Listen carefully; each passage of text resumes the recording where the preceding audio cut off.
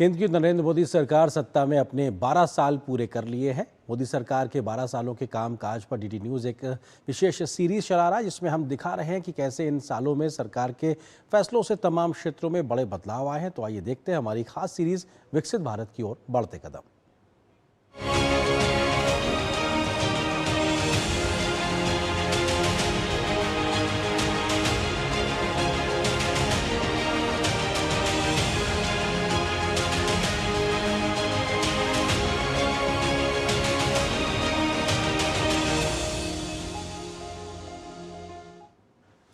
पर्यावरणीय खतरे आज पूरी दुनिया के लिए चिंता का विषय है। ऐसे में मोदी सरकार ने 12 वर्षों में पर्यावरण संरक्षण और स्वच्छ ऊर्जा को लेकर कई बड़े फैसले लिए हैं। नवीकरणीय ऊर्जा के विस्तार से लेकर वन्य जीव संरक्षण तक देश ने विकास और प्रकृति के बीच संतुलन बनाने की दिशा में तेजी से काम किया है।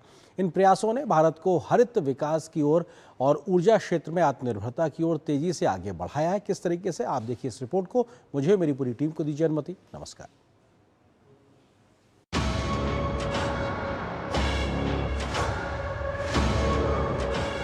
जलवायु परिवर्तन और उससे जुड़े तमाम खतरे आज किसी भी देश के लिए सबसे बड़ी चुनौती है और भारत भी इस गंभीर चुनौती से जूझ रहा है।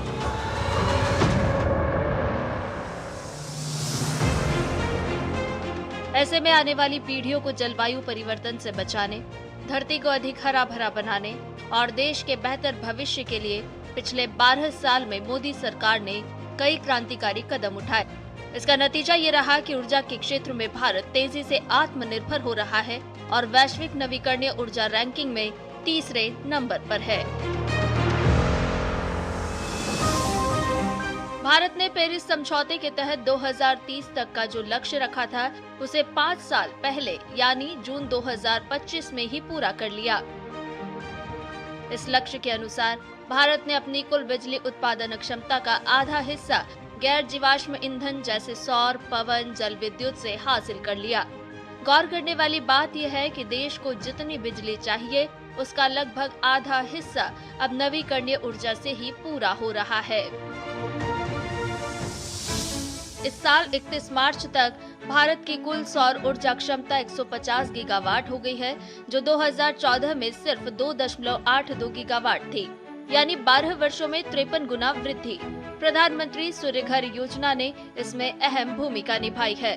सरकार की मेहनत और योजनाओं की वजह से 2014 से अब तक नवीकरणीय ऊर्जा से बिजली बनाने की क्षमता 3.59 गुना बढ़ी है। इसके साथ ही केंद्र सरकार ने नेशनल ग्रीन हाइड्रोजन मिशन के तहत 2030 तक हर साल 5 million metric tonne green hydrogen उत्पादन का लक्ष्य तय किया है।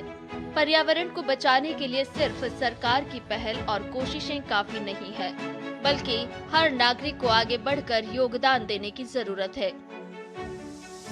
इसी बात को ध्यान में रखते हुए पीएम मोदी ने 20 अक्टूबर 2022 को मिशन लाइफ अभियान की शुरुआत की, जिसमें लोगों को रोजमर्रा की आदतों में छोटे बदलाव करने के लिए प्रेरित किया जाता है, जिससे ऊर्जा की बचत और कार्बन फुटप्रिंट में कमी हो सके।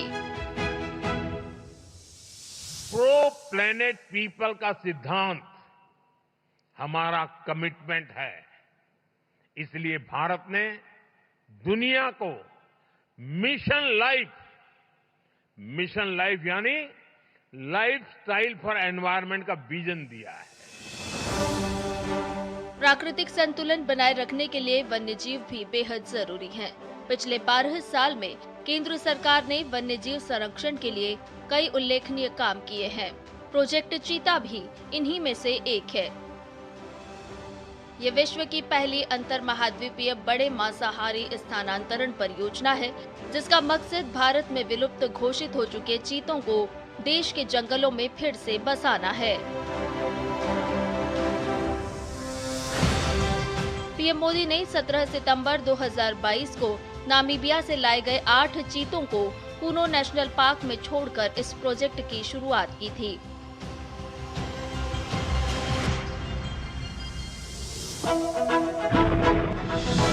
पिछले एक दशक में प्रोजेक्ट टाइगर पर भी सरकार का फोकस रहा।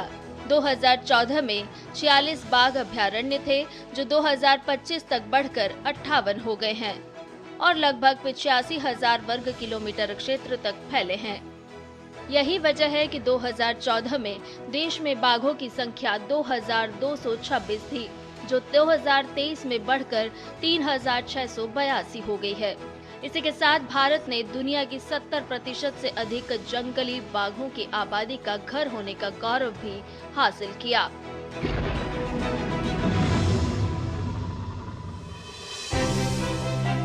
पाँच जून 2024 को विश्व पर्यावरण दिवस के अवसर पर प्रधानमंत्री नरेंद्र मोदी ने एक पेड़ माँ के नाम अभियान की शुरुआत की थी, जो पर्यावरण की जिम्मेदारी के साथ साथ माताओं को सम्मान देने वाली एक अनूठी पहल है।